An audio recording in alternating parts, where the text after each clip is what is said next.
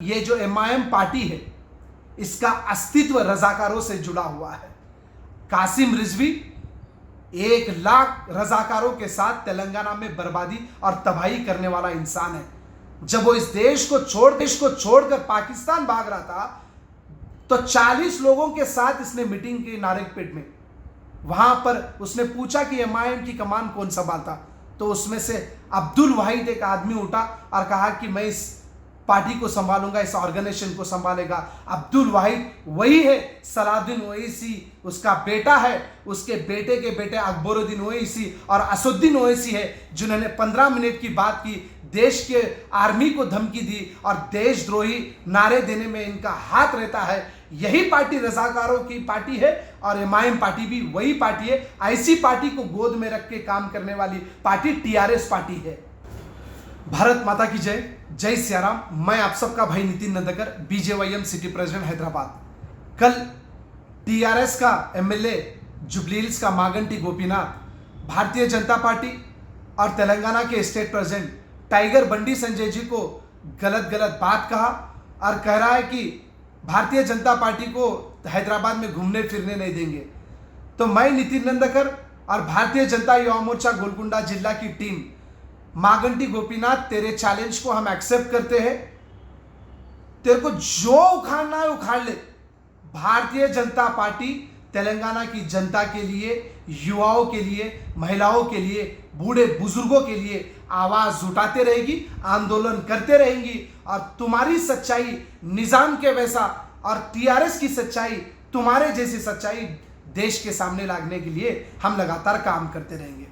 और मागंटी गोपीनाथ कह रहा है कि निजाम वो करा, ये डेवलपमेंट करा, पैखाने बांधे, बाथरूम बांधे। अरे बाबा, 5000 साल पहले मोहनजोदारो में दुनिया को क्या डेवलपमेंट है हमने दिखाया है। और निजाम और रजाकार हिंदुस्तान में हमारे पैसों से ही ये लोग हमारे पैसों पे जिए, हमारे धरती पे रहे और हमारे कोई अत्याचार करने का काम किए। हिंदुओं के ऊपर जिस तरह से उन्होंने टॉर्चर किया है, बोनाल के वक्त हमारी महिलाओं को रोड पे जाते वक्त उनको छेड़छाड़ करते थे, उनके कपड़ों को छेड़छाड़ करते थे, हिंदुओं को, हिंदू पंडितों को नरसंहार करते थे, बूढ़े बुजुर्गों को गांव से निकलने के लिए मुश्किल करते थे। ऐसी हरकतें रजाकारों ने की है। कश्मीर फाइल्स में पंडितों के दर्द को, नरसंहार को देश और दुनिया के सामने बताया। उसी तरह से संजय अन्ना ने कहा है कि रजाकार फाइल निकलेगी और तेलंगाना में रजाकारों ने जो जुल्म किया हिंदुओं के ऊपर उसको देश और दुनिया के सामने बताएंगे। और हम बताएंगे टीआरएस को और मागंटी गोपीनाथ को, जो करना है कर लो, हम तुम्हारा मुकाबला करने के लिए तैयार है। और मागंटी गोपीनाथ को ये मेरी चेतावनी है कि कुछ भी कहने से पहले जबान को लगाम रख के बात करें, वरना तुम्हारे सवाल का जवाब हमारे को भी देना आता है। लॉ एंड ऑर्डर से भी रिक्वेस्ट है, पुलिस डिपार्टमेंट से भी रिक्वेस्ट है कि मागंटी गोपीनाथ के ऊपर जल्द से जल्द एफआईआर हुए, उसको जेल में डाले।